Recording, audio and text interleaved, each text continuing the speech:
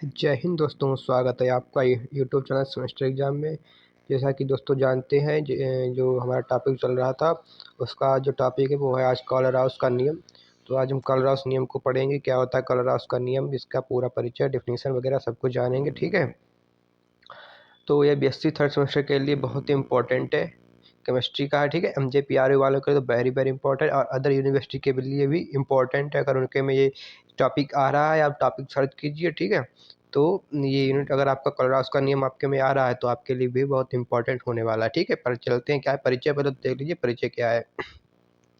मतलब कि weak electrolytes, जो वीक इलेक्ट्रोलाइट्स मतलब कि जो कमज़ोर इलेक्ट्रोलाइट्स होते हैं, जैसे कि CH3COOH, जो CH3COOH है वो हमारा क्या वीक इलेक्ट्रोलाइट्स की जो लिमिटिंग मोलर कंडक्टेंस, जिसको हम डेल, पहले जो मोलर कंडक्टेंस था उसको क्या किससे लिखते थे, डेल एम से लिखते, लेकिन जब लिमिटिंग आ गया है, शब्द आ गया लिमिटिंग, तो यहाँ पर हम डेल की पावर 0 लगाएंगे और एम लिखेंगे बेस में। ठीक है, यानी डेल की पावर 0 बेस एम को सीधे क्या कहते हैं, मेजर करना मुश्किल होता है। यानी कि जो लिमिटिंग मोलर कंडक्टेंस होता है वीक इलेक्ट्रोलाइट्स के लिए क्या होता है, मेजर करना बहुत यानी कि मुश्किल हो जाता है। ठीक है, क्योंकि जो वीक इलेक्ट्रोलाइट्स होते हैं वो क्या होते हैं, बहुत ही यानी कि बहुत डाइल्यूट करने पर भी पूरी तरह आयनिक नहीं हो पाते। ठीक है, जो यानी कि जो वीक इलेक्ट्रोलाइट्स होते हैं उनको डाइल्यूट करो, यानी कि बहुत डाइल्यूट करने पर भी वो पूरी तरह से आयोनाइज नहीं हो पाते हैं। यानी क्या, इसी समस्या को हल करने के लिए जो कोलराउस थे उन्होंने क्या एक नियम दिया, उसको क्या कोलराउस का नियम कहते हैं। अच्छा, इसकी परिभाषा आप देखते हैं क्या है।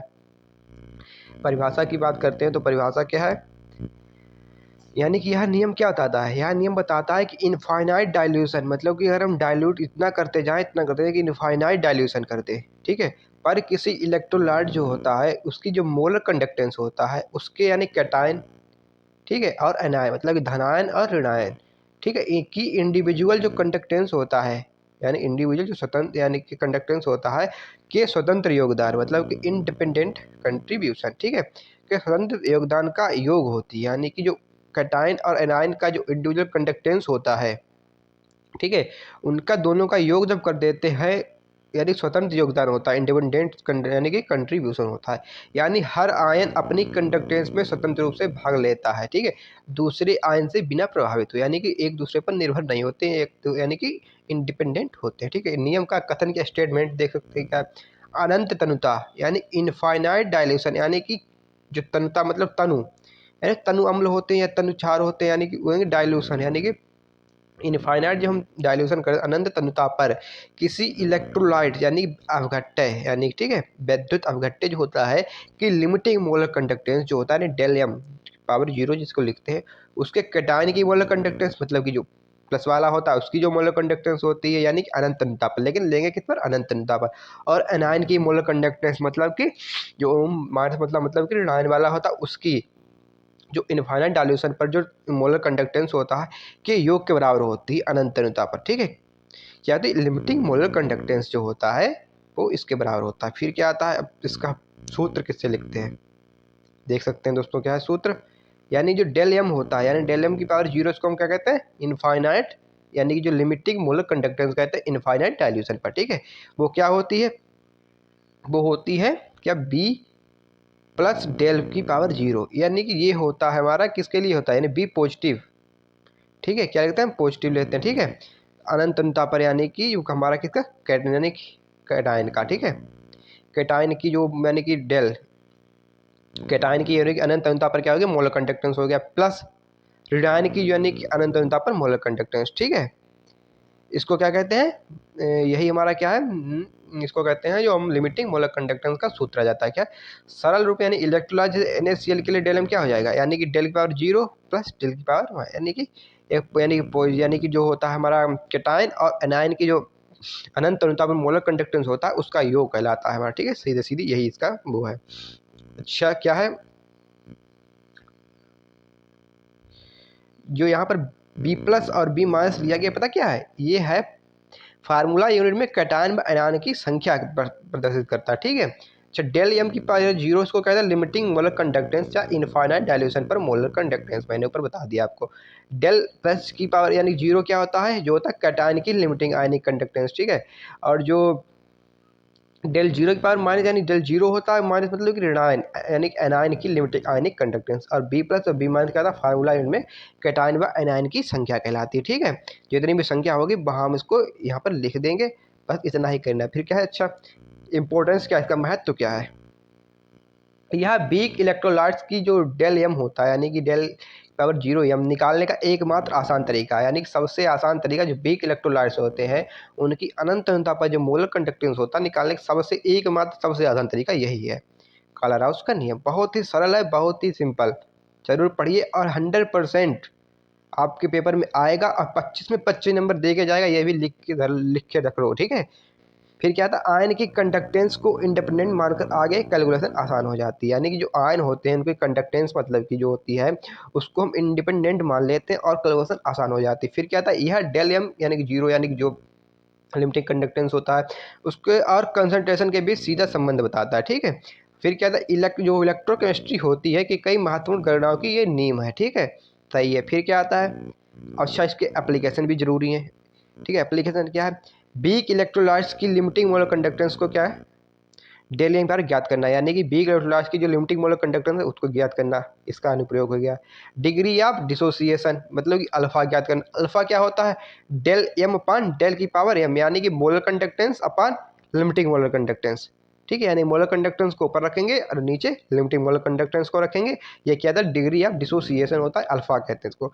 वीक इलेक्ट्रोलाइट्स का जो डिग्री है वो डिसोसिएशन कांस्टेंट होता है, उसको के अल्फा ज्ञात करते हैं, यानी क्या कहते हैं, के ए से लिखते हैं वीक इलेक्ट्रोलाइट्स का। ठीक है, और उसको ज्ञात करने में मदद होती है इससे। फिर कहता है स्प्रैंगली यानी कि सॉल्युबल साल्ट जो होते हैं जैसे कि AgCl, ठीक है, की सॉल्युबिलिटी क्या निकालने, यानी कि ठीक है उनकी जो यानी कि सॉल्युबिलिटी होती है उसको निकालने में मदद होती है। फिर क्या था, किसी भी स्ट्रॉन्ग या वीक इलेक्ट्रोलाइट्स की कंडक्टेंस की थ्योरेटिकल जांच करने में बहुत ही इसका उपयोग होता है, कलराउस नियम का। ठीक है दोस्तों, एकदम जो स्टूडेंट की नोट्स के ना मैंने पूरा नोट्स के हिसाब से बनाया दोस्तों, पूरा का पूरा इस तरह से अगर आप लिख कर आते हैं तो मान के चलिए 25 में आपको कहीं ना कहीं 20 नंबर तो पक्के हैं। वैसे तो 25 में 24 तो आना पक्के हैं, लेकिन वो आपकी राइटिंग पर निर्भर करता है, राइटिंग के भी नंबर काट सकते हैं, वरना आपके 20 नंबर कहीं नहीं गए। जरूर पढ़िए, याद करिए, बहुत ही इंपॉर्टेंट है। ठीक है, अच्छा एक न्यूमेरिकल भी इस पर आता है, अगर न्यूमेरिकल आ जाए तो आप न्यूमेरिकल भी लगा सकते हैं। जैसे कि यदि डेल की power zero H plus, H plus का मतलब मैंने क्या बताया था आपको, एच प्लस होता है वो हमारा क्या होता है, कैटायन की, यानी कि यानी मोलर वो कैटायन की क्या होती है, यानी आयनिक कंडक्टेंस होती है। ठीक है, यानी कितने देखिए 349.6 siemens centimetre square mole inverse दिए, तथा डेल जीरो सी एस थ्री सीरो माइनस की दे रखी है, यानी कि एनायन की दे रखी है कितनी 40.95 सेंटीमीटर स्क्वायर मोल इनवर्स होती थी, Simon centimetre square mole inverse 40.9 दे रखी है। ठीक है, तो CH3COOH की ज्ञात करो, क्या डेल एम, यानी कि लिमिटिंग कंडक्टेंस हमको निकालना है, लिमिटिंग मोलर कंडक्टेंस। अच्छा इसका सूत्र क्या हमने बताया था अभी, जो लिमिटिंग मोलर कंडक्टेंस होता है किसी भी यानी कि का, ठीक है, उसको यानी कि क्या लिखते हैं, यानी कि प्लस का, यानी एनायन का और ऋणायन का दोनों का, कैटायन और एनायन दोनों का जो होता है वो हम कंडक्टेंस लिखते हैं, आयनिक कंडक्टेंस। ठीक है, अनंत अनंत आप लेकिन लेते हैं तो क्या हो जाएगा, डेल एम की पावर जीरो जो हो जाएगा, यानी कि 349.6 और 40.9 इनको जोड़ देंगे तो कितना आ जाएगा, डेल एम जो यानी आ जाएगा लिमिटिंग कंडक्टेंस हमारा मोलर कंडक्टेंस वो 390.5 siemens centimetre square mole inverse आ जाएगा। बहुत सरल है टॉपिक, ठीक है, और बहुत ही आसान भी और बहुत ही इंपॉर्टेंट, सबसे ज़्यादा तो इंपॉर्टेंट ही है। तो रियल लाइफ उदाहरण से भी आप देख सकते हैं क्या, जैसे किसी टीम में हर खिलाड़ी अपना इंडिविजुअल योगदान देता है, मतलब कि ठीक है, यानी कोई भी टीम है उसमें हर एक खिलाड़ी का अपना अपना योगदान होता है, और टीम का टोटल स्कोर सबके यानी कि जो टोटल स्कोर बनता है हमारा वो सबके योगदान से होता है, ना कि एक व्यक्ति के योगदान से। ठीक है, वैसे हर आयन मतलब कैटायन अपनी अपनी कंडक्टेंस पे स्वतंत्र योगदान देता है, और इलेक्ट्रोलाइट की कुल कंडक्टेंस दोनों के योग के बराबर होती है। आपने पढ़ लिया, यही एक सिंपल उदाहरण आप ले सकते हैं रियल लाइफ का, ठीक है, समझने के लिए बस है। अच्छा रिवीजन पॉइंट से क्या है, वन लाइन में देख सकते हैं क्या है, कलराउस लॉ क्या होता है, इनफाइनाइट डायल्यूशन पर आयनिक इंडिपेंडेंट कंडक्टेंस देते हैं। ठीक है, यानी कि जो कलराउस नियम का इनफाइनाइट डायल्यूशन पर आयंस इंडिपेंडेंट कंडक्टेंस देते हैं। फार्मूला क्या था, डेल एम यानी कि जीरो पावर होती है बराबर क्या होता है, डेल जीरो प्लस यानी कि जो पॉजिटिव वाला यानी कि कैटायन का प्लस ऋणायन की जो आयनिक कंडक्टेंस होता है। फिर वीक इलेक्ट्रोलाइट्स की डेल एम इसी नियम से ज्ञात करते हैं। ठीक है, डिग्री ऑफ डिसोसिएशन क्या होता है, अल्फा बराबर हमने बताया था डेल एम अपान डेल की बार 0 होता है, यानी कि ठीक है। एप्लीकेशन के ए बा स्प्रेंगली सॉल्यूबल साल्ट की सॉल्युबिलिटी निकालने में उपयोग होता है, ठीक है। तो दोस्तों यहाँ पर हमारा टॉपिक पूरा होता है। Best of luck your exam. रोज थोड़ा थोड़ा पढ़ना ही बड़ी सफलता की सबसे अच्छी तैयारी है, ठीक है। बेस्ट ऑफ लक दोस्तों, बने रहिए। जय हिंद।